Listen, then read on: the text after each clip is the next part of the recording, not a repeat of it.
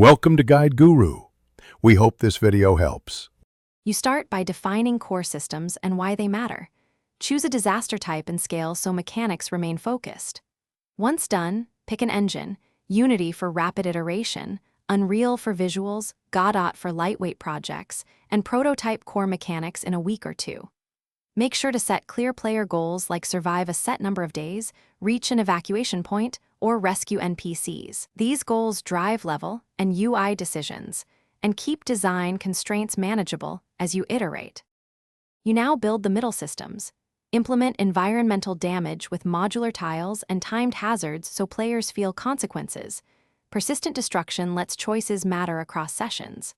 Then connect resource and crafting economies to dynamic weather and AI behaviors, survivors, looters, wildlife, so interactions remain emergent. Once these systems exist, tune pacing. Craft risk cycles with safe zones and escalating threats, and iterate on 7-day scenarios to test difficulty. Make sure to log metrics. You finish by polishing UX and performance.